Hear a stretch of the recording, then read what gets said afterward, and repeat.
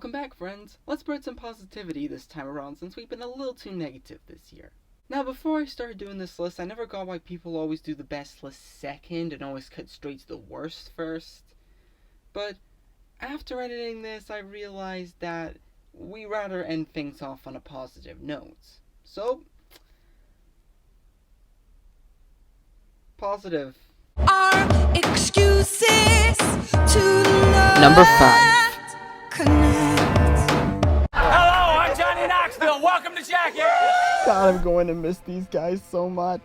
Look, I know that these movies are stupid and immature and kind of offensive, but this series just brings me so much joy that it's harder not to appreciate the pain that they go through in order to make us laugh. I've always had a soft spot for anything relating to MTV, and Jackass is no exception. I love this series. Multiple creative ways they come up with hurting themselves, and sometimes each other, never fails to surprise me. Going from slightly mild injuries to severe bruises to often body horror-esque situations. I'm looking at you, Off-Road Tattoo. Sure, as much as I hate to admit, it is the weakest film of the series, but that's like comparing gold to diamonds. It's still worth watching. Proving that even in their 60s, the Jackass crew is still giving us stunts that we'll remember for years to come. But seriously though, no love for 4.5? I thought that was pretty decent. Oh my god. our excuses to Number 4. not connect. No!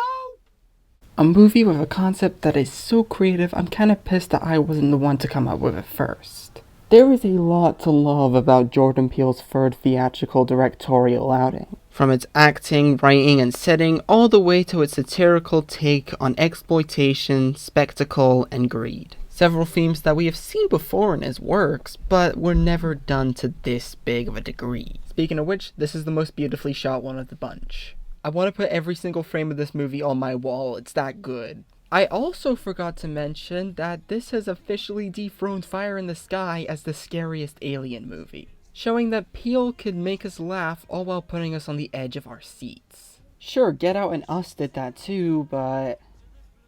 Shit, where am I supposed to go with this review? Glenn from The Walking Dead's in this.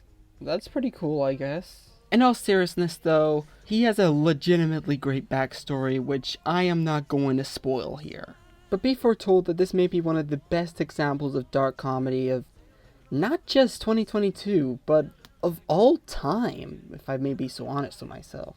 The only thing that I didn't like about the movie is the thumbnail for the trailer on Universal's official YouTube channel.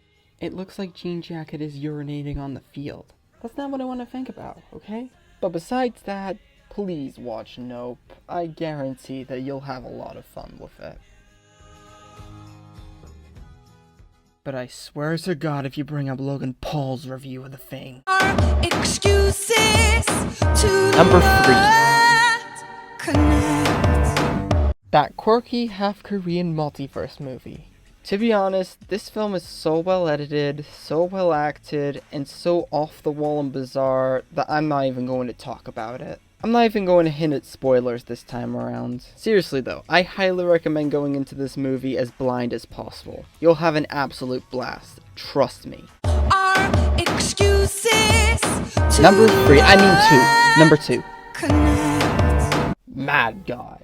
First of all, I would like to majorly thank Paul Tibet for finally finishing this movie after 27 years, Jesus Christ. Because I could probably consider this as a wet dream for both horror fans and stop motion fanatics. Just like me. This movie is beautiful, with visually stunning horror, vulgar creature designs, and a nightmarish atmosphere caked onto the screen.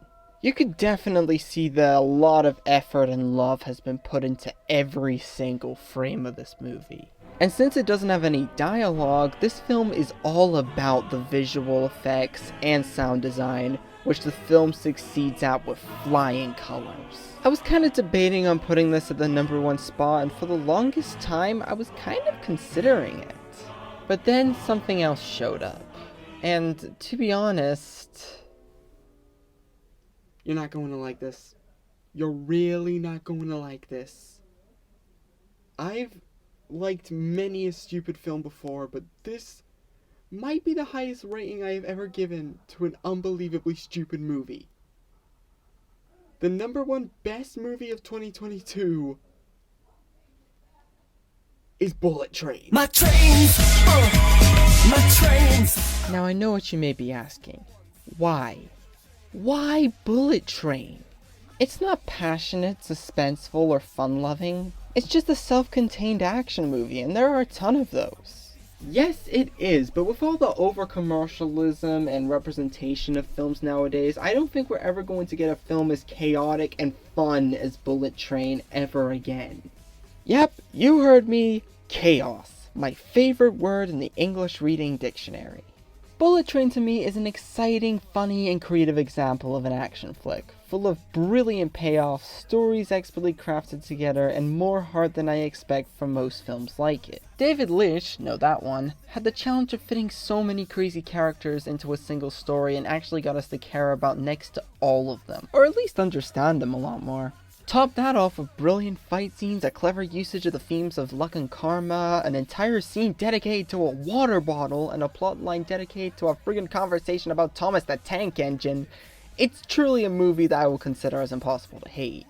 I've said enough. Bullet Train is the best movie of 2022, and I highly recommend that if you haven't seen it yet, please do. It is amazing. It is a wild ride that you wouldn't want to get off anytime soon.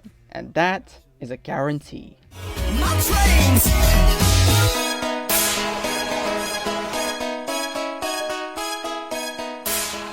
And that's all I have for 2022. I don't really have much to say here considering how painful the last 3 years were. But hey, at least we're all here for each other. Anyways, thank you for watching, and I will see you in 2023.